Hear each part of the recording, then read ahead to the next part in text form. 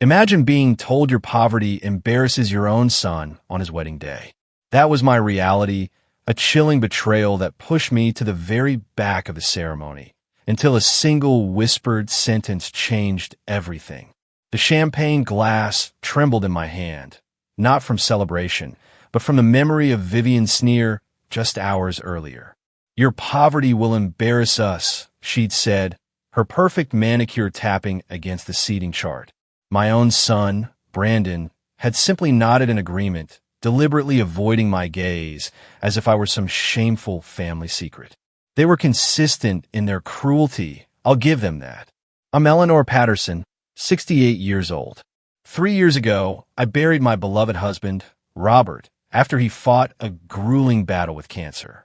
I truly believed the worst pain of my life was behind me. Oh, how wrong I was. Nothing, absolutely nothing, could have prepared me for the systematic humiliation my son and his new bride, Denver's most entitled socialite, Vivian, would put me through. The Ashworth estate stretched out before me, a scene stolen straight from a movie, all manicured gardens and glittering marble fountains. 500 guests mingled in designer clothes that easily cost more than my entire monthly pension. I smoothed my navy blue dress, the nicest one I owned, and desperately tried to remind myself that I had every right to be here. This was, after all, my son's wedding, even if he seemed to have conveniently forgotten that particular detail. Eleanor Patterson. The wedding coordinator's voice dripped with barely concealed disdain, pulling me from my thoughts. Row 12, seat 15. The very back, of course. Behind the florist, tucked away behind the photographers, practically in the parking lot. I could see Vivian's mother up front, surrounded by her society friends, all of them stealing glances at me, as if I were some strange exhibit in a zoo. As I made my way down the aisle, conversations didn't hush in respectful anticipation for the mother of the groom. No, it was the uncomfortable, awkward silence of people witnessing something deeply embarrassing. That's Brandon's mother. I heard a woman in a $1,000 hat whisper to her companion. Vivian told me she used to clean houses. I didn't clean houses. I taught high school English for 37 years, a career I loved, a life I was proud of. But I suppose that didn't fit their narrative of my pathetic existence. The back row was mostly empty, a desolate stretch of uncomfortable silence, save for a few late arrivals and what looked like the catering staff. I sank into my assigned seat, watching Brandon greet guests at the altar. He looked handsome, every inch the successful lawyer he'd become. For a fleeting moment, I saw the little boy who used to bring me dandelions and swear I was the prettiest mommy in the world. That little boy, I realized with a pang, had died somewhere along the way to becoming this man, a man so utterly ashamed of where he came from. The ceremony began, a grand spectacle worthy of royalty. Vivian floated down the aisle in a dress that probably cost more than my annual grocery bill. She was beautiful, I had to admit, in that cold, pristine way that money could buy. As she passed my row, she didn't even spare me a glance. Brandon's eyes were fixed on his bride with an intensity that made my chest ache. He'd never looked at me with that kind of love, not even as a child. I'd always been the practical parent, the one who handled homework and discipline, while Robert was the fun dad, the one who took him to baseball games. Dearly beloved, the minister began, and I tried to focus, try to feel grateful to simply be here. After all, they could have just not invited me. That particular cruelty, I mused, was apparently beneath even Vivian, though barely. That's when I felt someone sit down beside me. I turned to see a distinguished man in an impeccably tailored charcoal suit. Silver hair, sharp blue eyes, and the quiet confidence that only true wealth and power can breed. Everything about him screamed old money, from his Italian leather shoes to the elegant watch that glinted in the afternoon light. "Act like you're with me," he whispered, his voice low and urgent. Before I could even respond, he gently placed his hand over mine and smiled at me as if we were old friends, sharing a lovely afternoon. The transformation was immediate, startling. Suddenly, I wasn't the pathetic woman alone in the back row. I was part of a couple, and clearly a well-dressed, sophisticated one at that. The whispering around us shifted, taking on a new, entirely different tone. Who is that man with Brandon's mother? I heard someone murmur behind us. He looks important. Maybe we misjudged the situation. My mysterious companion had remarkable timing. Just as Brandon and Vivian were exchanging their vows, he leaned closer and whispered, "Your son is about to look this way. When he does, smile at me like I just told you something utterly fascinating." I had no idea who this man was or why he was helping me, but I found myself following his lead without question. Sure enough, Brandon's gaze swept across the crowd during a pause, landing squarely on our row. When he saw me sitting beside this elegant stranger, laughing softly at whatever he'd supposedly just said, his face went completely, utterly white. Vivian, sensing her new husband's distraction, followed his stare. Her perfectly composed expression faltered for a bare moment when she saw me, no longer alone and pathetic, but accompanied by someone who looked like he belonged in the front row with the other important guests. The mysterious man squeezed my hand gently. "Perfect," he murmured. "Your son looks like he's seen a ghost." "Who are you?" I whispered back, trying to maintain the charade of casual conversation. "Someone who should have been in your life a long time ago," he replied cryptically. "We'll talk after the ceremony. For now, just enjoy watching your son try to figure out what's happening." And I have to admit, I was enjoying it immensely. For the first time in months, maybe even years, I felt like I had some power in this twisted family dynamic. The confusion and concern etched on Brandon's face was almost worth the humiliation of being seated in social Siberia. The ceremony continued, but the energy had fundamentally shifted. People kept glancing back at us, clearly trying to deduce my companion's identity and what his presence truly meant. The society matrons who had been whispering about my inferior status were now craning their necks for a better look at the distinguished gentleman who was treating me with such obvious respect and affection. When a minister pronounced Brandon and Vivian husband and wife, my mysterious ally stood and offered me his arm like a proper gentleman. "Shall we proceed to the reception, my dear Eleanor?" He knew my name. This was getting more interesting by the minute.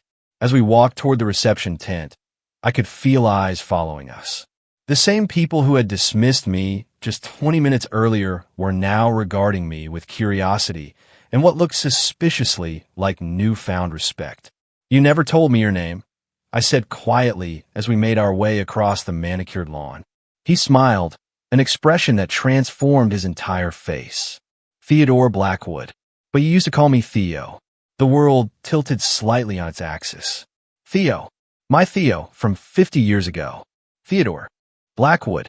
The name hit me like a physical blow, unleashing a flood of memories I'd carefully locked away decades ago.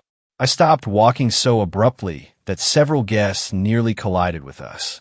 "Theo." My voice came out as barely a whisper. "But that's impossible. You're supposed to be in Europe. You're supposed to be married with grandchildren by now." He guided me to a quiet corner of the garden, away from the stream of guests heading toward the reception. Up close, I could still see the boy I'd loved desperately when I was 18 years old. His eyes were the same startling blue, though now framed by lines that spoke of years I hadn't shared with him. His smile was the same too, warm and slightly mischievous. "I never married," he said simply, "and I never stopped looking for you." The words hung between us like a fragile bridge spanning 50 years of separation. I felt 18 again and 68 simultaneously, a dizzying combination that made me grateful for his steadying hand on my arm. "Looking for me?" I managed. "But Theo, I got married. I had a son. I built a life. You left for that business program in London and never came back." The accusation in my voice surprised even me. His expression grew pained. "I wrote you letters, Eleanor, dozens of them. I called your apartment for months. I even came back to Denver twice during those first 2 years, but you'd moved and no one would tell me where." He paused, studying my face. "You never got any of my letters, did you?" A cold, sickening realization dawned on me. My mother, Margaret Wilson, who had never approved of Theo because his family had money while ours decidedly did not. My mother, who always believed I was reaching above my station. My mother, who had been suspiciously supportive when I started dating Robert just months after Theo left for Europe. She threw them away, I said, the certainty of it settling in my stomach like a stone. My mother intercepted your letters. Theo's jaw tightened. I suspected as much, but I could never prove it. When I finally hired a private investigator to find you in 1978, you were already married and pregnant. I didn't want to disrupt your life, so I stayed away. Brandon was born in 1980, which meant I'd already been married to Robert for 2 years by then. The timing was cruel in its precision. If Theo had found me just 2 years earlier, if my mother hadn't interfered, if I'd known he was still looking for me. You hired a private investigator? The absurdity of it struck me. Here I was, standing in the shadow of my son's wedding reception, discussing roads not taken with the man who had occupied my dreams for the first 5 years of my marriage to Robert. Several. Actually, Theo admitted with a rueful smile. It became something of an obsession. Every few years I'd try again. I followed your career, you know. Read about your teaching awards in the local papers. I was proud of you, Eleanor. I always knew you'd touch lives. The reception music started up in the distance, a jazz quartet playing something elegant and expensive. We should join the party, I knew, but I couldn't seem to move from this garden corner where my past and present were colliding in the most spectacular way. Why now? I asked. Why show up today of all days? Theo's expression grew serious. Because I read your husband's obituary 3 years ago. I wanted to reach out then, but it felt inappropriate so soon after your loss. Then last month, I saw the wedding announcement in the society pages. He reached into his jacket pocket and pulled out a newspaper clipping. There it was, the announcement that had filled me with such complicated emotions. A photo of Brandon and Vivian, looking like the golden couple they believed themselves to be, and beneath it, the details of today's celebration at the Ashworth estate. The announcement mentioned that the groom's mother, Eleanor Patterson, was a retired educator. Theo's voice grew soft. I knew it was you immediately. After all these years of searching, I found you in the Denver Post-wedding section. The irony was breathtaking. After decades of private investigators and discreet searches, fate had delivered my location through my son's marriage to a woman who had spent the morning making sure I knew how little I belonged in their world. So, you came to crash a wedding? I came to see you, he corrected. I had no intention of interfering with your son's day. I was planning to sit in the back, watch you be proud of your boy, and maybe work up the courage to approach you afterward. His eyes twinkled with mischief. But when I saw how they were treating you, well, I couldn't just sit there and watch. That's when we heard Brandon's voice behind us, sharp with panic and something that might have been anger. Mother, we need to talk now. Brandon approached us with Vivian at his side, both of them looking like they'd just witnessed a natural disaster. My new daughter-in-law's wedding glow had been replaced by an expression of barely controlled panic, while Brandon's face had gone from pale to flushed in the span of our garden conversation. Brandon, I said pleasantly, not releasing Theo's arm. Shouldn't you be greeting your other guests? I'm sure the Ashworths are wondering where the groom has disappeared to. Who is this man? Vivian demanded, her voice pitched just low enough to avoid causing a scene, but sharp enough to draw blood. Her perfect composure was cracking. It was a beautiful thing to witness. Theo stepped forward with the kind of easy confidence that comes from never having to worry about impressing anyone. Theodore Blackwood, he said, extending his hand to Brandon. I should have introduced myself sooner, but I was caught up in the pleasure of seeing your mother again after so many years. Brandon shook the offered hand automatically, his lawyer's training kicking in even as confusion clouded his features. I'm sorry, Mr. Blackwood, but I don't believe my mother has mentioned you. Hasn't she? Theo's eyebrows rose in mock surprise. How interesting. Eleanor and I have quite a history together, don't we, darling? The casual endearment made Vivian's eyes narrow to slits. I could practically see her mental calculator working, trying to figure out who this man was and what his presence meant for her carefully orchestrated social debut as Brandon's wife. What kind of history? Brandon's voice had taken on the edge it got when he was cross-examining a witness. 20 years of marriage to a trial lawyer had taught me to recognize that tone. Theo's smile never wavered. The kind that matters most. Your mother and I were quite serious once upon a time. Before she met your father, of course. The admission hung in the air like an unexploded bomb. I watched my son process this information, saw the moment when he began to understand that his mother had a life and a past that existed entirely separate from his existence. How serious? Vivian's question came out as more of a hiss. Serious enough that I've spent 50 years regretting the circumstances that separated us, Theo replied, his eyes finding mine. Serious enough that when I saw the wedding announcement and realized Eleanor would be here today, I couldn't stay away. Brandon looked between us with growing alarm. Mother, what is he talking about? You never mentioned anyone named Theodore Blackwood. There are a lot of things I never mentioned, Brandon, I said quietly. Apparently, I wasn't considered important enough to merit in-depth conversation about my past. The barb hit its mark. My son had the grace to look embarrassed. But I'm curious, I continued, warming to the theme. Why my personal relationships are suddenly of such urgent interest to you both. 20 minutes ago, I was an embarrassment to be hidden in the back row. Now, I'm worth interrupting your reception for.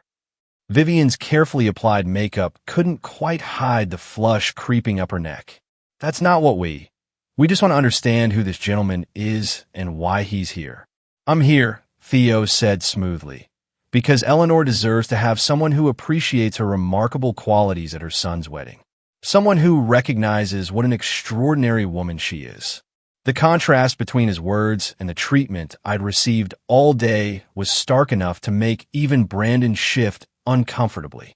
Vivian, however, rallied with the ruthless determination that had probably served her well in social climbing. Mr. Blackwood, she said with a smile that could have cut glass, I'm sure you understand that this is a family celebration. Perhaps it would be more appropriate if I what? Theo's voice remained pleasant, but there was steel underneath now. If I left and allowed you to continue treating Eleanor as an inconvenience, I don't think that's going to happen. Now, see here, Brandon began, his protective instincts finally kicking in, though I noticed they seemed to be protecting his wife rather than his mother. No, you see here, Theo interrupted, his facade of polite interest finally dropping. I've watched for the past hour as both of you have systematically ignored and dismissed one of the finest women I've ever known. Eleanor raised you, sacrificed for you, and loved you unconditionally. And this is how you honor her at your wedding. The words I'd longed to hear someone say hung in the air between us. Validation, finally, from someone who mattered. You don't know what you're talking about. Vivian snapped, her composure finally cracking completely. You don't know anything about our family dynamics. Theo's laugh was cold. I know enough. I know that Eleanor was seated in the back row like an afterthought. I know that your society friends have been whispering about her all afternoon while you did nothing to defend her. And I know that neither of you bothered to ask if she needed anything or anyone today. She had an escort, Brandon protested weakly. We assumed she was bringing someone. You assumed wrong, I said quietly. But then, you haven't asked me much of anything lately, have you, Brandon? The hurt in my voice must have gotten through to him, because for the first time all day, my son really looked at me. Not through me, not past me, but at me. What he saw there made him take a step back. Mom, I didn't realize. That's exactly the problem. Theo cut him off. You didn't realize, but I did. And now I'm here, and I'm not going anywhere. That's when Vivian made her fatal mistake. Well, we'll just see about that. The threat in her voice was unmistakable, and I watched Theo's expression shift from politely amused to genuinely dangerous. Whatever my daughter-in-law thought she knew about power dynamics, she was about to receive a masterclass from someone who had clearly been playing this game a lot longer than she had. I'm sorry, Theo said, his voice carrying the kind of quiet authority that made smart people nervous. Are you threatening me, Mrs. Patterson? Vivian lifted her chin defiantly. I'm simply saying that if you think you can waltz into our wedding and disrupt our family, you're mistaken. We have security, and they can escort you out if necessary. The silence that followed was the kind that precedes either laughter or violence. Theo chose laughter. Rich, genuinely amused laughter. Your security. He pulled out his phone and made a quick call. James? Yes, it's Theo. I'm at the Ashworth estate for a wedding. Could you send a car around? And James? Bring the portfolio. He hung up and smiled at Vivian with the patience of a cat watching a particularly foolish mouse. Security is an interesting concept, isn't it? The Ashworths have done well for themselves in Denver society. Regional wealth, local influence. Quite impressive, really. Brandon was beginning to look like a man who sensed he was standing on quicksand but couldn't quite figure out where the solid ground had gone. Mr. Blackwood, I think there may be some misunderstanding here. Oh, there's definitely a misunderstanding, Theo agreed. You seem to think you're in control of this situation. Let me help clarify things for you. A black Mercedes pulled up to the garden entrance, and a uniformed driver emerged carrying a leather portfolio. He approached our group with the kind of respectful deference that money recognizes instantly. Thank you, James, Theo said, accepting the portfolio. Mrs. Patterson, Mr. Patterson, would you like to see something interesting? He opened the portfolio and pulled out what appeared to be architectural drawings. These are the plans for the new Blackwood Tower downtown. 42 stories, mixed-use development. Construction begins next month. He flipped to another page. And this is the site where it's being built.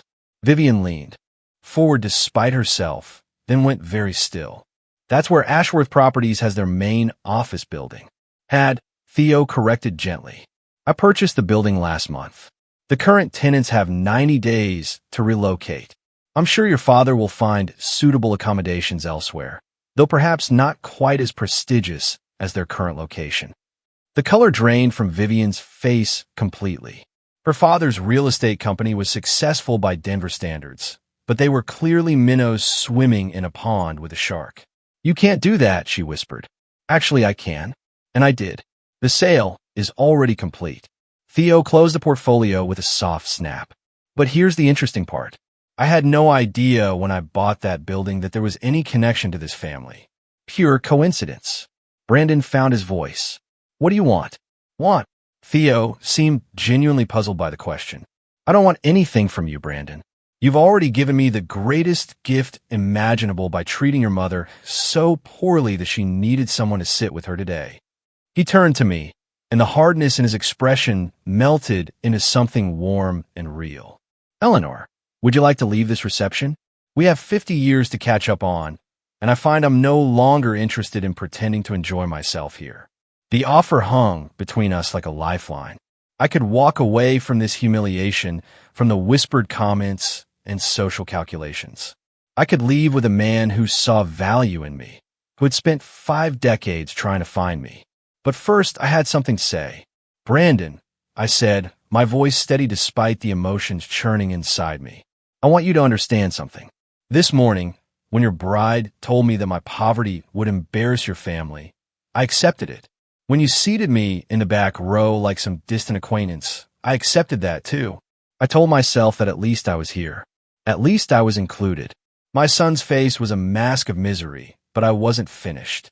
But watching you panic because someone important is paying attention to me, seeing you scramble to figure out who Theo is and what he might want, that tells me everything I need to know about how you see me. I'm not your mother at these moments, Brandon. I'm a liability to be managed. Mom, that's not... It is exactly that, I interrupted. And the sad part is, you're right. I am poor compared to Vivian's family. I did teach high school instead of building an empire. I don't wear designer clothes or belong to country clubs. By your wife's standards, I am an embarrassment. Vivian opened her mouth to protest, but I held up my hand. The difference is, I'm not ashamed of who I am anymore. I'm proud of the life I built, the students I taught, the marriage I had with your father. I'm proud of raising you to be successful, even if I'm disappointed in the man you've become. I took Theo's offered arm and felt years of accumulated hurt and resentment fall away like a discarded coat. Theodore, I said formally, I would very much like to leave this reception. I think we have some catching up to do.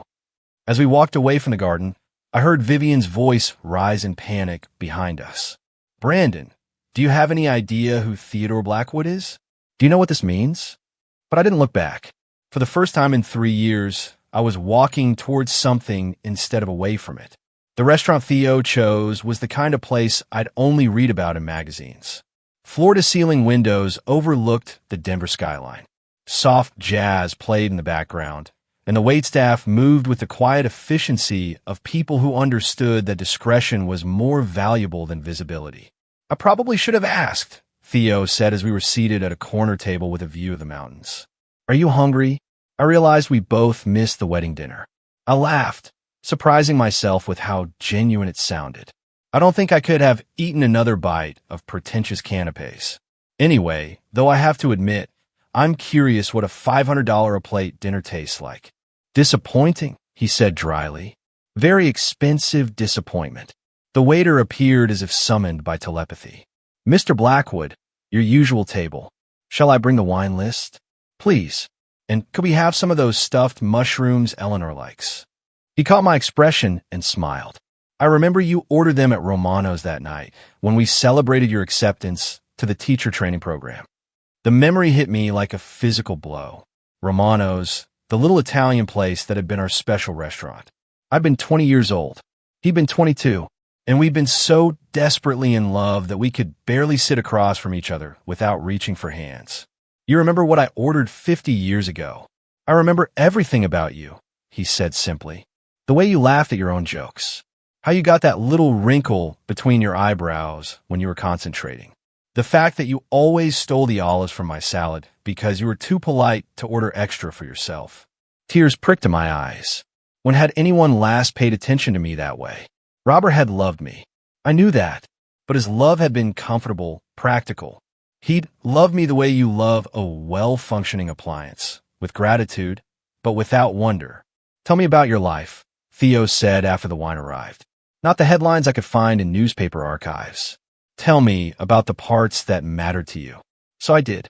I told him about my teaching career, about the students who'd kept me sane during the difficult years with Robert's illness. I told him about Brandon's childhood, about the pride I'd felt watching him graduate law school and pass the bar exam. I told him about the quiet satisfaction of a marriage that wasn't passionate but was steady and kind. And then I told him about the loneliness that had crept in after Robert's death, about feeling invisible in my own son's life, about the gradual realization that I'd become more of an obligation than a person to the people who were supposed to love me most.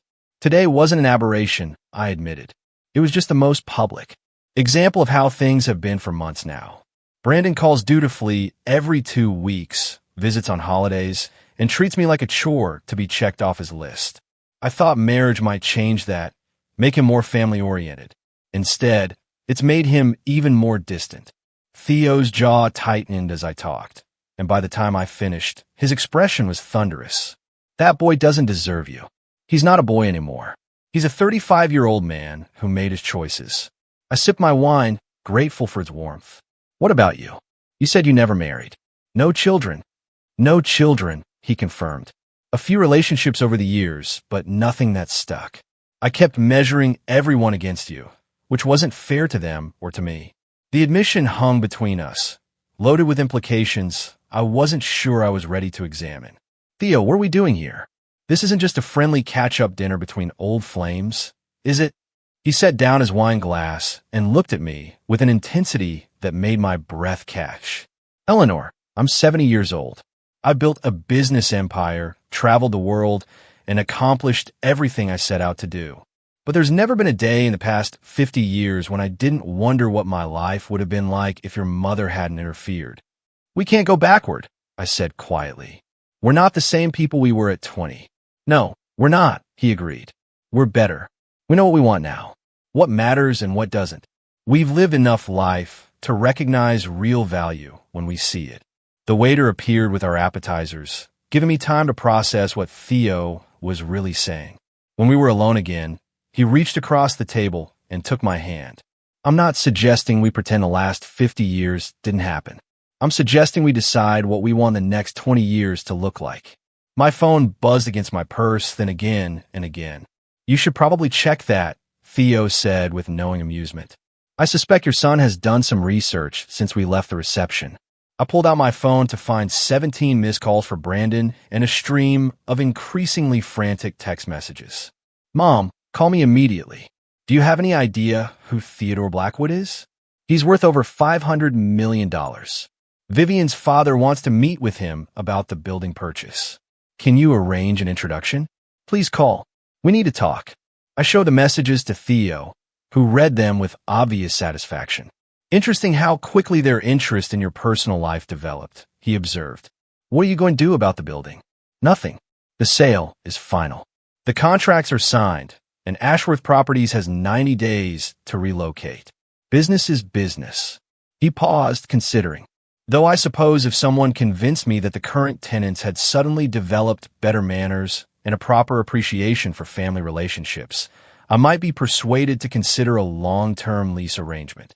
The implications were clear. This wasn't just about real estate. It was about power, respect, and the sudden realization that the woman they dismissed as an embarrassment was connected to someone who could significantly impact their lives. My phone buzzed again. This time it was a call from Vivian. I looked at Theo, who nodded encouragingly. Hello, Vivian. Eleanor. Her voice was strained. All traces of her earlier arrogance gone. I hope you're having a pleasant evening. Brandon and I were wondering if you might be free for dinner tomorrow night. We'd love to have a proper conversation with you, and Mr. Blackwood, if he's available. The transformation was stunning. 12 hours ago, I'd been an embarrassment. Now, I was suddenly worth courting. I'll have to check with Theodore, I said, savoring the moment. We have quite a bit of catching up to do, as you can imagine. The silence on the other end was thick with frustration. Finally, Vivian managed, of course. Please let us know what works for your schedule. I hung up and looked at Theo, who was grinning like a wolf. Well, I said, raising my wine glass. This day certainly didn't go as expected. The best days never do, he replied, clinking his glass against mine. Now, shall we discuss what happens next? The dinner invitation came with an address I recognized as one of Denver's most exclusive restaurants. Apparently, when you suddenly need to impress someone with a net worth north of $500 million, you don't suggest meeting at Applebee's.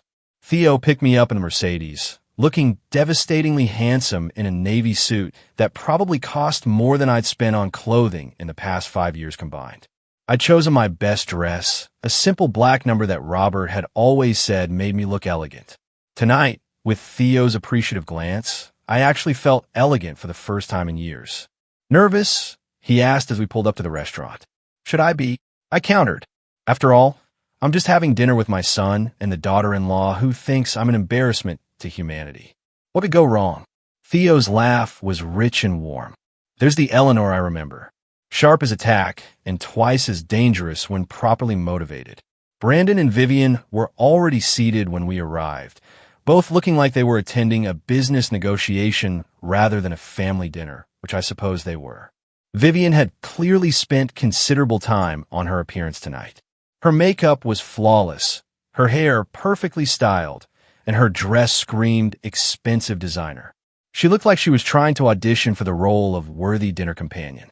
Mom, Brandon stood as we approached, his smile strained but present.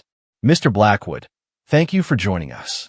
Theo corrected easily, extending his hand. We're practically family, after all. I caught the sharp look Vivian shot her husband at that comment. Practically family? I wonder how they were interpreting that particular phrase. We were seated at a prime table with a view of the city lights, and I noticed how the staff treated Theo with the kind of deference reserved for very important people. Menus appeared without being requested. Wine was suggested and brought with remarkable speed, and the maitre d' personally ensured our table was perfect. This is lovely, Vivian said, her society smile in full force. Eleanor, you look wonderful. That dress is very flattering. I almost choked on my water. Yesterday, I'd been too poor and shabby to sit with the family. Tonight, I looked wonderful. The hypocrisy was breathtaking, even by Vivian's standards. Thank you, dear, I replied sweetly. It's amazing what good company can do for one's appearance. Theo's hand found mine under the table, a gentle squeeze of approval that sent warmth through my entire body. So, Mr. Black, Theodore, Brandon corrected himself quickly. Mom mentioned you two have a history together. She's been quite mysterious about the details. Not mysterious, I said, enjoying myself immensely. Selective. After all, children don't really want to hear about their parents' romantic past, do they? The word romantic hit the table like a small explosion. Vivian's fork paused halfway to her mouth, and Brandon looked like he'd swallowed something unpleasant. Romantic, Brandon repeated faintly. Oh yes, Theo said, his voice warm with memory. Your mother and I were quite serious once upon a time. We had plans, dreams, a whole future mapped out together. What happened? Vivian asked, her journalist instincts overriding her social grace. Theo's expression grew darker. Eleanor's mother happened. She decided I wasn't suitable for her daughter, despite the fact that Eleanor and I were desperately in love. When I left for London on a business program, she intercepted every letter I sent, every attempt I made to contact Eleanor. She what? Brandon's voice was sharp with shock. Grandmother intercepted your letters? I could see Brandon's legal mind working, cataloging the implications of this revelation. Every single one, I confirmed. For 2 years, Theo tried to reach me. For 2 years, I thought he'd simply moved on and forgotten about me. By the time he hired investigators to find me, I was already married to your father. The silence that followed was heavy with unspoken questions. I could practically see the gears turning in both their heads, recalculating timelines, reconsidering assumptions about their family history. I loved your father, I said firmly, addressing the question I knew Brandon was afraid to ask. Robert was a good man, and we had a solid marriage, but it wasn't the same as what Theo and I had. What exactly did you have? Vivian's question came out sharper than she'd probably intended. Theo and I exchanged a look that carried 50 years of what if and might have been. Everything, he said simply. We had everything. The waiter appeared to take our orders, giving everyone a moment to process this information. When he left, Brandon leaned forward with the intensity that made him successful in the courtroom. Theodore, I need to ask directly, what are your intentions regarding my mother? If the question surprised Theo, he didn't show it. My intentions are to spend whatever time we have left making up for the years we lost. Beyond that, it depends on what Eleanor wants. All eyes turned to me. For the first time in decades, I was the center of attention. Not because I was needed for something, but because my choices mattered to other people. What I want, I said slowly, is to stop being treated like a burden or an obligation. I want to be valued for who I am, not dismissed because I don't fit someone else's idea of what's appropriate. The pointed look I gave Brandon made him shift uncomfortably in his chair. Mom, if this is about yesterday was just the culmination of months of being made to feel invisible, I interrupted. But we're not here to rehash the past. We're here because suddenly my personal relationships are interesting to you both. Vivian had the grace to blush, but she recovered quickly. Eleanor, I hope you understand that we were just surprised yesterday. We hadn't realized you were seeing anyone. I wasn't, I said bluntly. Theo appeared like an answer to prayers. I didn't even know I was praying. And the building purchase? Brandon asked, cutting straight to the heart of their concern. Theo's smile was predatory. What about it? Vivian's father is concerned about the lease termination. His company has been in that location for 15 years. Business is business, Theo replied smoothly.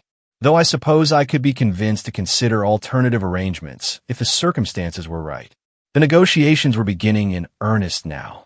I realized my relationship with Theo had become a commodity to be traded, a potential solution to their financial concerns. It should have made me angry. Instead, I found it fascinating. What kind of circumstances? Vivian asked eagerly. The kind that involve treating Eleanor with the respect she deserves, Theo said flatly, starting with an apology for yesterday's humiliation. The demand hung in the air like a gauntlet thrown down. Brandon and Vivian exchanged glances, clearly weighing their options. Finally, Brandon spoke. Mom, I want you to know that I'm sorry about the seating arrangement, about not defending you when people were talking. You're right. I treated you like an obligation instead of my mother, and that was wrong. The apology sounded genuine, which made it somehow worse. If he could see how badly he treated me now, why hadn't he seen it before Theo's money made my feelings matter? And you, Vivian? I asked quietly. My daughter-in-law's struggle was visible. Pride warred with pragmatism, and pragmatism won. I apologize for my comment about your poverty, she said stiffly. It was inappropriate and hurtful. Yes, it was, I agreed. The question is, are you sorry you said it, or sorry there were consequences? She didn't answer, which was answer enough. The rest of the dinner passed in carefully polite conversation, but the real negotiation continued beneath the surface. By the time dessert arrived, the terms were clear. Treat Eleanor with respect, and Theodore might consider reasonable lease arrangements for Ashworth properties. As we prepared to leave, Vivian caught my arm. Eleanor, I hope we can start fresh. Perhaps you'd like to join us for Sunday dinner this week. 6 months ago, an invitation to Sunday dinner would have thrilled me. Tonight, it felt like another chess move in a game I was finally learning to play. I'll check my calendar, I said pleasantly. Theo and I have quite a few plans to make. The look of panic that flashed across her face was worth every moment of yesterday's humiliation. Sunday afternoon found me in Theo's penthouse apartment, which occupied the top 2 floors of one of downtown Denver's most exclusive buildings. Floor-to-ceiling windows offered a panoramic view of the mountains, and the decor was elegant without being ostentatious. This was clearly the home of someone who had money, but didn't need to prove it to anyone. Coffee, Theo offered, leading me to a sitting area that probably cost more than most people's cars. Please. I settled into a leather chair that felt like being embraced by luxury. This is beautiful, Theo. Very you somehow. You remember what I'm like after 50 years, he chuckled. Some things don't change. You always had exquisite taste, even when we were young and broke. I accepted the coffee gratefully. Though I have to admit, seeing you now, it's hard to imagine you were ever broke. Theo's laugh was rich and full. Trust me, there were plenty of years when I wondered if I'd made the right choices. Building a business empire is lonely work, Eleanor, especially when the person you most wanted to share it with was living a completely different life. We sat in comfortable silence for a moment, the weight of lost years settling between us. Finally, I spoke the question that had been nagging at me since yesterday. Theo, why didn't you ever try to contact me after you found out I was married? You could have at least let me know you've been looking. His expression grew pained. I thought about it. God knows I thought about it constantly. But you seemed happy in the photos I saw. You had a husband, a child, a life. What right did I have to disrupt that with news that my love letters had been intercepted? You could have given me the choice. I could have, he agreed. But I was young and proud and hurt. I convinced myself that if you'd really loved me, you would have found a way to reach out. It took me years to understand that you probably thought the same thing about me. I set down my coffee cup with a sharp clink. We were both idiots. Spectacularly so, he agreed. Though in my defense, your mother was a formidable opponent. The woman could have given Machiavelli lessons in manipulation. The mention of my mother brought back a flood of memories I'd rather have left buried. Margaret Wilson had been a force of nature, convinced that her way was the only right way, and utterly ruthless in pursuing what she believed was best for her family. She never liked you, I said quietly. Said you were too ambitious, too focused on money and status. Ironic, considering how thrilled she would have been if she could see you now. She was afraid I'd take you away from her, Theo said. And she was right. I would have. We had plans to move to California after I finished the London program. Remember? Your mother couldn't stand the thought of losing control over your life. So, she destroyed both our lives instead. Not destroyed, Theo corrected gently. Redirected. You became a teacher, touched hundreds of young lives, raised a son. That matters, Eleanor. That has value. Does it? The question came out more bitter than I'd intended. Because right now it feels like the only thing that gives me value to my own family is my connection to you and your money. Theo reached across the space between us and took my hand. Their inability to see your worth doesn't diminish it. It just makes them blind. My phone buzzed with a text message. Brandon, right on schedule with his weekly check-in call that had become a depressing ritual of polite small talk and barely concealed obligation. Hi, Mom. Just checking in. How was your week? XO. I showed the message to Theo, who read it with obvious distaste. Every Sunday at 3 p.m., I explained. Like clockwork. Duty call complete. Guilt assuaged for another week. What do you usually tell him? That I'm fine. Everything's fine. Don't worry about me. I looked at the phone, then at Theo. What do you think I should tell him today? Theo's grin was wicked. The truth? Having a wonderful weekend. Theo was showing me his art collection. We're discussing travel plans. I hit send and immediately felt a delicious thrill of rebellion. Within 30 seconds, my phone rang. Mom. Brandon's voice was tight, with barely controlled panic. Travel plans? Hello, sweetheart. Yes, Theo has a house in Tuscany. We're thinking of spending a few weeks there in the fall. The silence on the other end stretched so long, I wondered if we'd been disconnected. Finally, Brandon found his voice. A few weeks in Italy with a man you just reconnected with? Is there a problem with that? I asked innocently. Mom, you don't even have a passport. Actually, I renewed it last year. Robert and I had talked about taking a cruise before he got sick. The memory brought a pang of sadness, but it was gentle now, worn smooth by time. We never made the trip, but the passport is still valid. But Mom, you've never traveled internationally. You've barely left Colorado since Dad died. Then it's time for a change, don't you think? I could practically hear Brandon's mind racing through the implications. His mother, the woman he dismissed as a burden, was suddenly making independent plans to travel internationally with a billionaire. The power dynamics of our relationship were shifting faster than he could process. What about your house? Your responsibilities here. What responsibilities? The question came out sharper than I'd intended. Brandon, what exactly do you think I'm responsible for that would prevent me from traveling? Another long silence, because we both knew the answer. Nothing. I had no job, no dependents, no commitments that couldn't be handled with a phone call or postponed for a few weeks. My life had become so small that it could fit into a carry-on bag. I just think maybe you're moving too fast with this relationship, Brandon said finally. You've known him for what, 2 days? I've known him for 50 years, I corrected.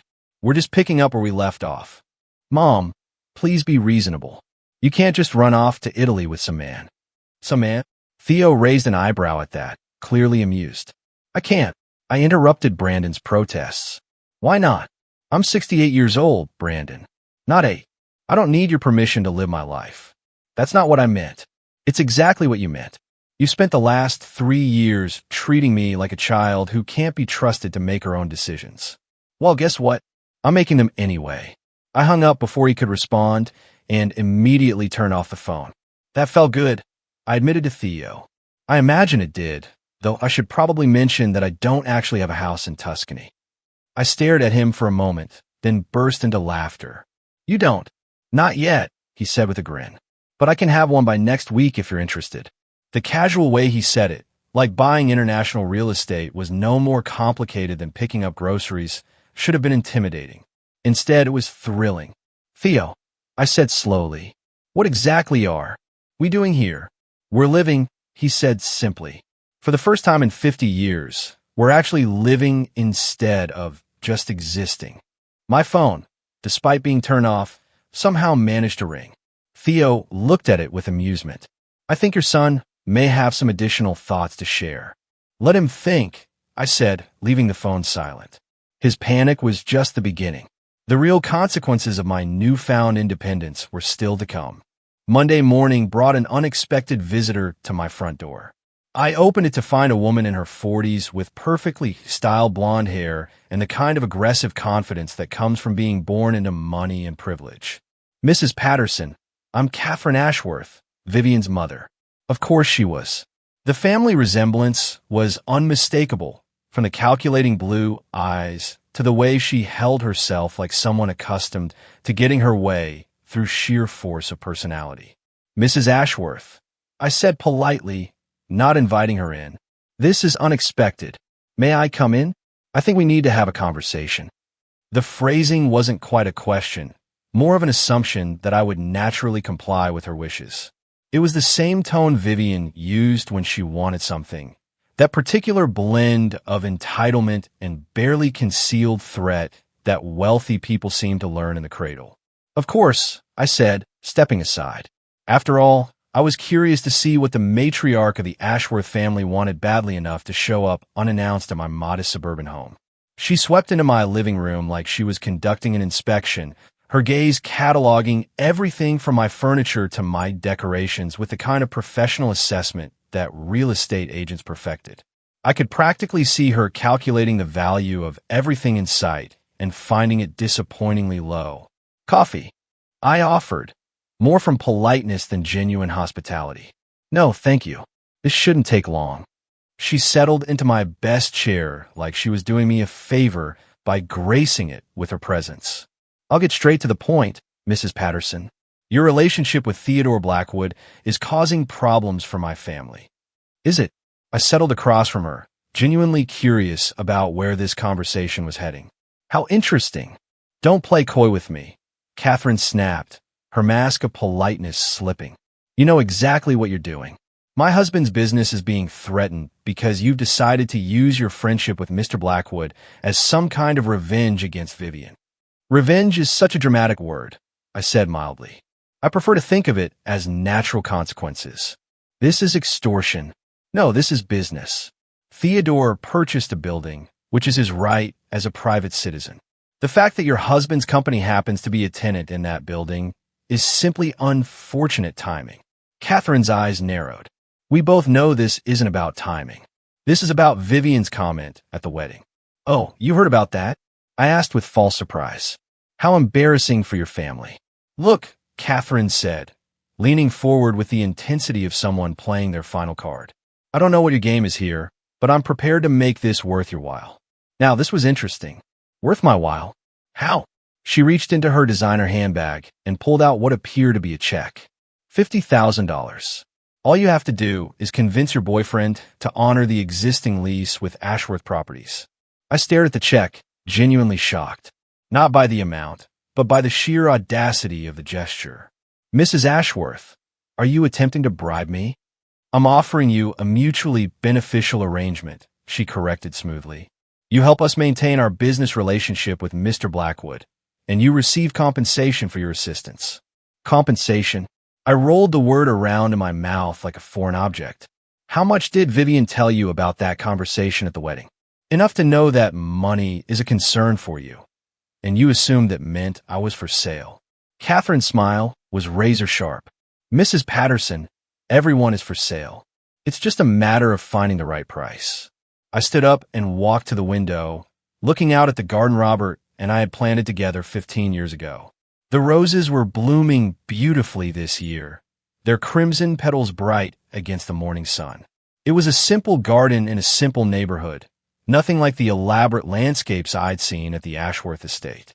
But it was mine, earned through 40 years of teaching and loving and building a life with a good man. You know what's funny, Mrs. Ashworth? I said without turning around. Yesterday, I might have been tempted by your offer. Not because I need the money, but because I'm so accustomed to being dismissed and undervalued that $50,000 would have felt like validation. And today, Catherine's voice had lost some of its confidence. I turned back to face her, and whatever she saw in my expression made her shift uncomfortably in her chair.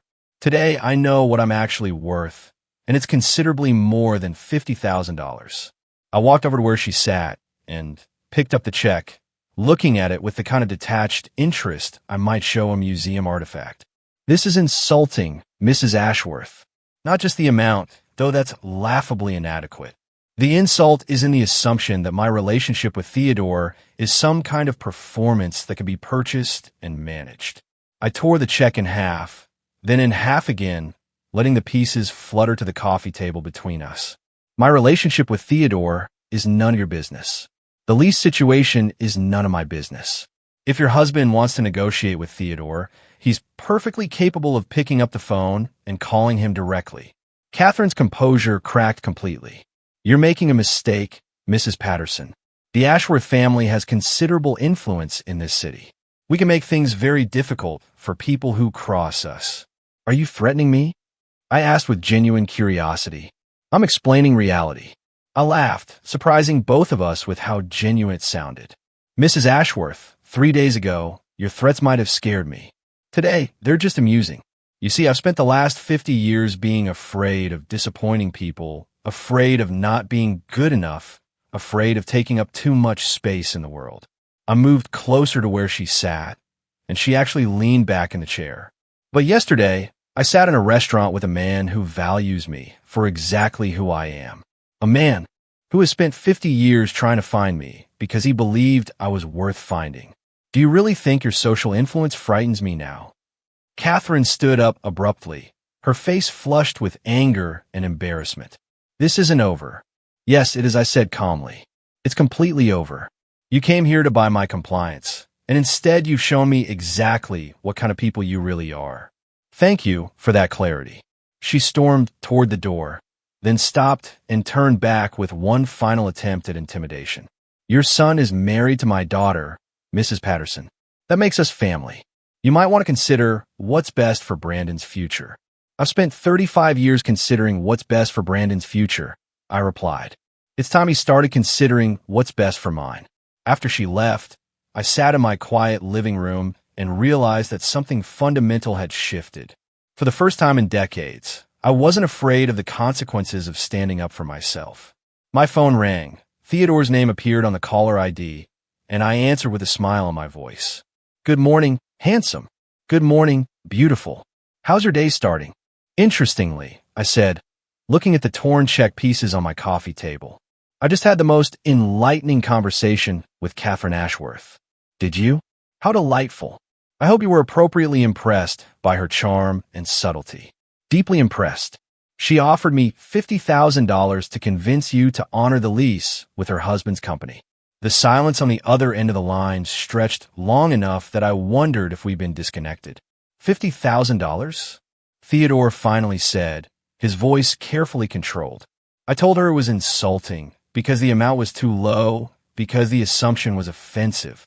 I paused, enjoying the moment. Oh, you're right.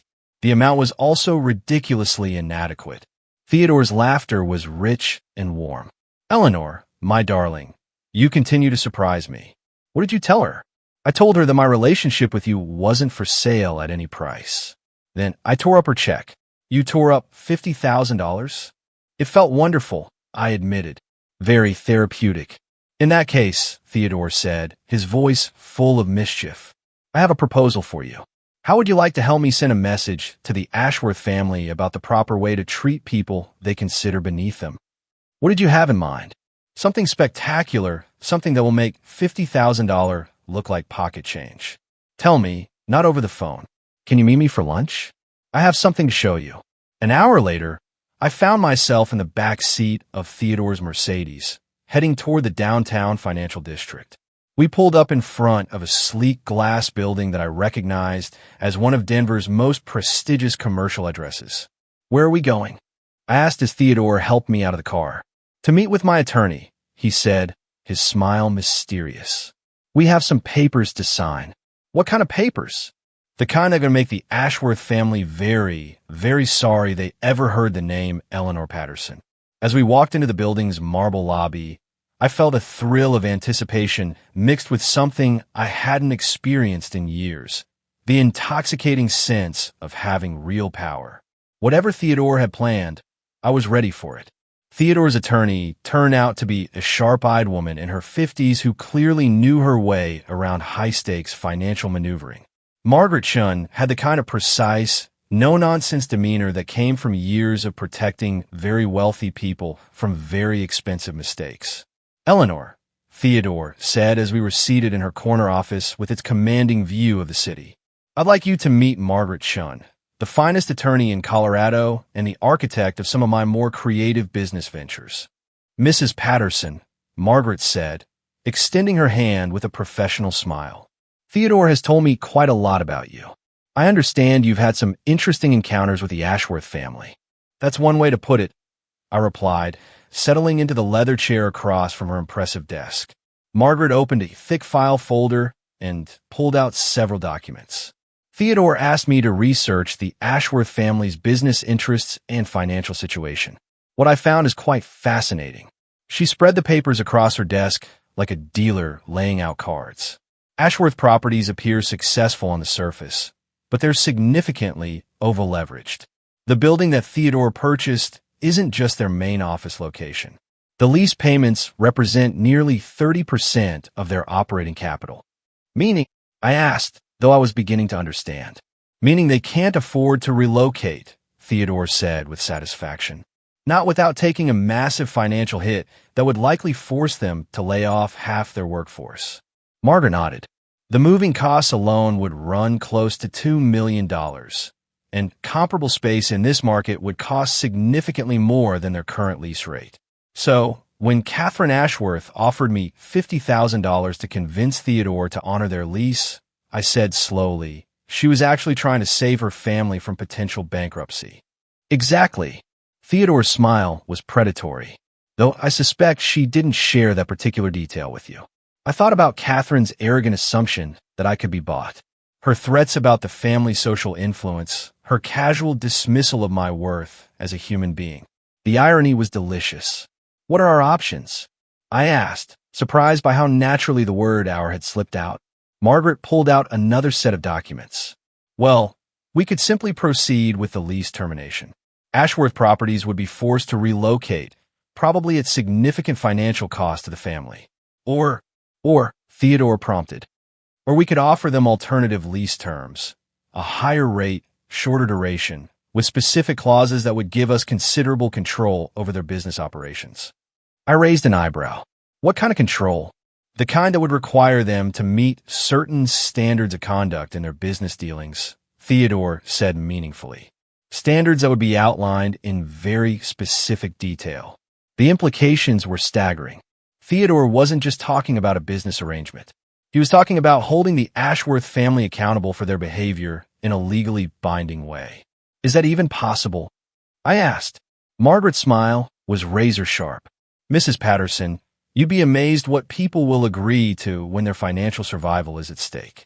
Lease agreements can include all sorts of interesting clauses about tenant behavior, community involvement, charitable giving, public conduct. You want to write their humiliation into a legal contract. I want to ensure they understand that actions have consequences, Theodore corrected, and that treating people with disrespect carries a very real cost. We spent the next hour going through the proposed lease terms. By the time Margaret finished explaining all the clauses, I was simultaneously impressed and slightly horrified by the level of control they would give Theodore over the Ashworth family's business and personal conduct. There's one more thing, Theodore said as Margaret gathered. The papers. Eleanor, I want you to be a signatory on this lease agreement. Me? But I'm not involved in the business side of this. You're the injured party, he said firmly. This whole situation exists because of how they treated you. I think it's appropriate that you have direct input into the terms of their rehabilitation. The word rehabilitation made me laugh despite myself. You make it sound like they're criminals. Aren't they? Theodore's voice was serious now. They committed a crime against human decency, Eleanor. They took a woman who deserved love and respect and made her feel worthless. In my book, that's worthy of punishment. Margaret cleared her throat diplomatically. I should mention that the Ashworth family will need to agree to these terms within 72 hours. After that, the standard lease termination proceeds automatically. Have they been notified? I asked. The formal offer will be delivered this afternoon, Margaret confirmed, along with a detailed explanation of their alternatives. As we prepared to leave, Theodore took my hand.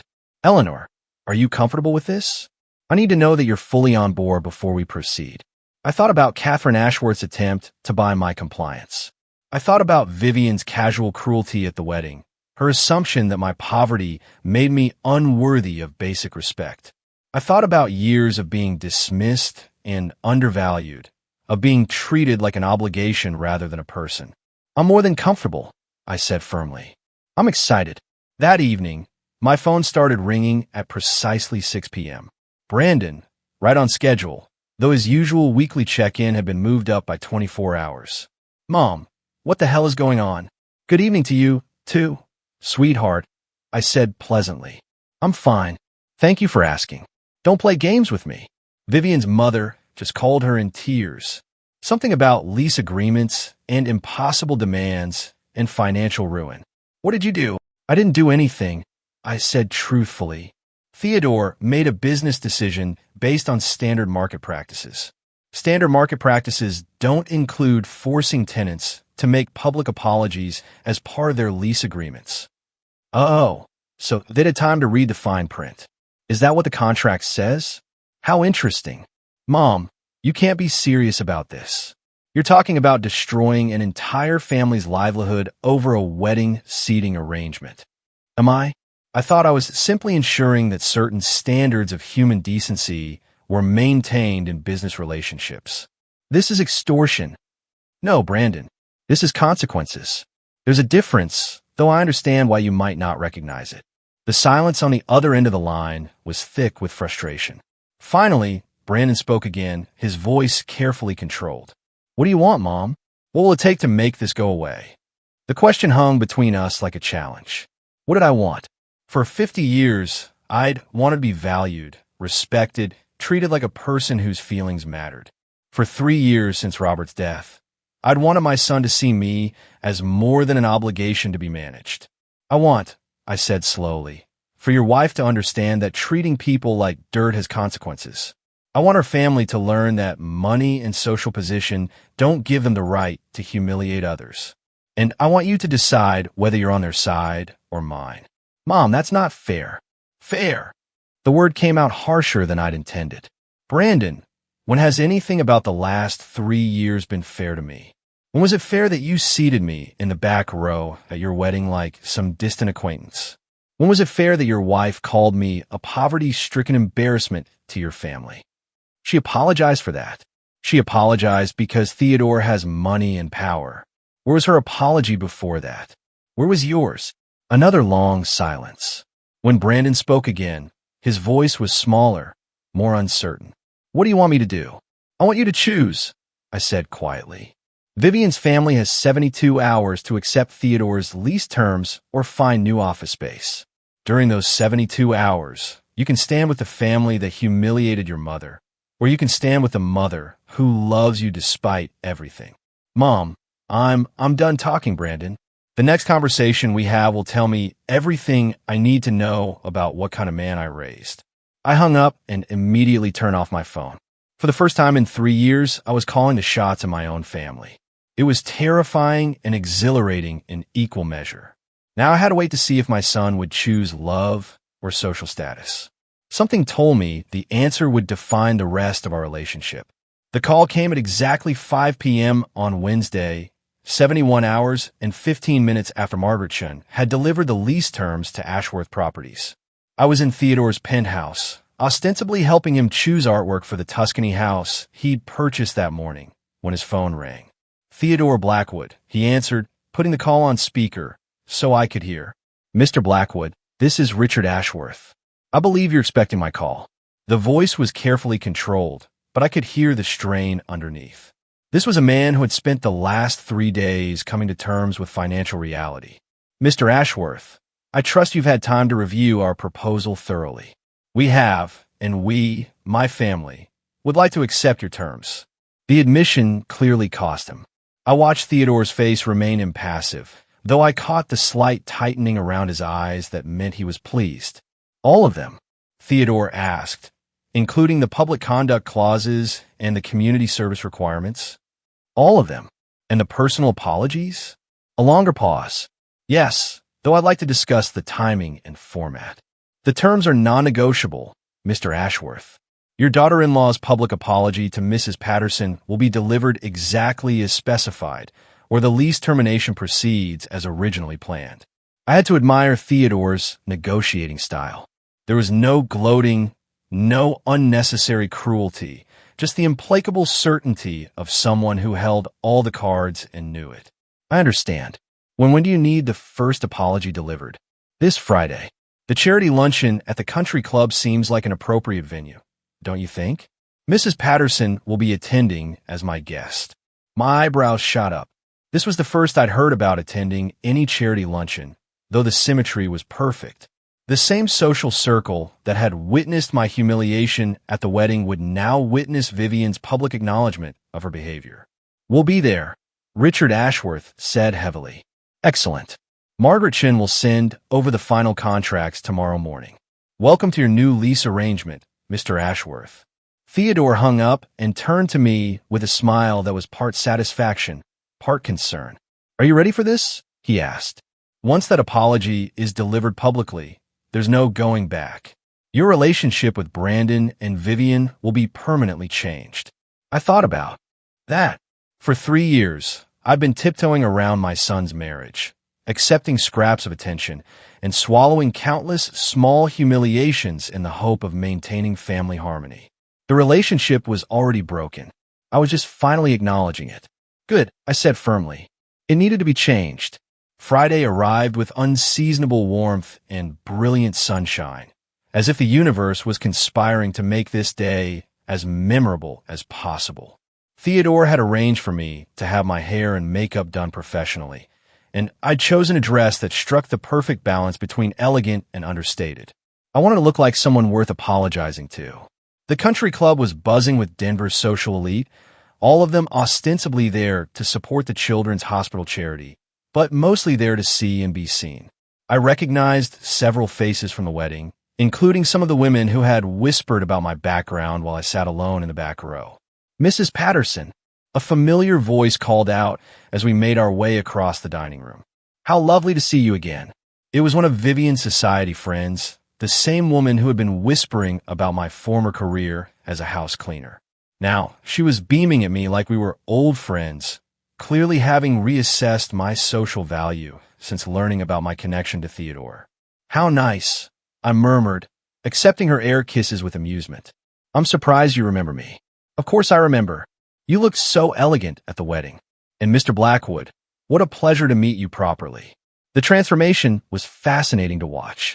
These people who had dismissed me as unworthy of acknowledgement were now treating me like visiting royalty. Their entire attitude shifted by the simple presence of Theodore's money and influence. We took our seats at a prime table near the front of the room, and I noticed how conversations quieted as people realized who I was. The whispers were different now, speculative rather than dismissive, curious rather than cruel. The luncheon proceeded with the usual charity event rituals, speeches about the worthy cause, updates on fundraising goals, recognition of major donors. I noticed that the Ashworth family was seated at a table in the middle of the room, close enough to be visible, but far enough away to avoid accidental conversation. Vivian looked beautiful as always, but there was a brittleness to her composure that hadn't been there at the wedding. She kept glancing in our direction, her smile never quite reaching her eyes. Finally, the moment arrived. The event coordinator announced that Mrs. Vivian Patterson had requested a few minutes to address the gathering. The room grew quiet as Vivian made her way to the podium, her heels clicking against the hardwood floor with the precise rhythm of someone maintaining control through sheer willpower. She looked out over the crowd, her gaze finding mine and holding it for a long moment. "Thank you all for your attention," she began, her voice carrying clearly through the room's sound system. "I want to take this opportunity to address something important in front of this community that means so much to my family." She paused, and I could see her hands trembling slightly as she gripped the podium. "Last week at my wedding, I said something thoughtless and cruel to my mother-in-law, Eleanor Patterson. I told her that her poverty would embarrass our family, and I treated her with a level of disrespect that was completely unacceptable." The room was absolutely silent now, everyone hanging on her words. This kind of public admission of wrongdoing was unprecedented in their social circle. I was wrong.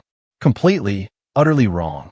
Eleanor Patterson is a woman who dedicated her life to educating young people, who raised a successful son, and who deserves respect and admiration, not the treatment I gave her. Vivian's voice cracked slightly on the next words. I let my own insecurities and prejudices cloud my judgment, and I hurt someone who should have been welcomed into our family with love and gratitude. Eleanor, I am deeply, genuinely sorry for my behavior, and I hope that someday you can forgive me. She stepped away from the podium to scattered, uncertain applause. The crowd was clearly unsure how to react to such an unprecedented public confession. I stood up slowly, aware that every eye in the room was on me. This was my moment. I could accept the apology graciously and let everyone move on, or I could make it clear that some wounds couldn't be healed with a simple sorry. "Thank you, Vivian," I said, my voice carrying clearly in the hushed room. "Your apology is noted and appreciated." The words were polite, correct, and utterly without warmth. Everyone in the room understood that forgiveness had not been granted, merely acknowledged. As we left the luncheon, Theodore took my arm. "How do you feel?" "Free," I said, surprising myself with how true it was. For the first time in years, I feel completely free. My phone buzzed with a text from Brandon. "Mom, can we talk?" I looked at the message, then at Theodore, then back at the phone. Whatever my son wanted to say, I was finally ready to hear it from a position of strength rather than desperation. "Tomorrow," I texted back. "Your move." For 50 years, I'd been reacting to other people's choices, accepting other people's definitions of my worth, living other people's versions of my story. At 68 years old, I was finally ready to write my own ending. And oh, it was going to be spectacular.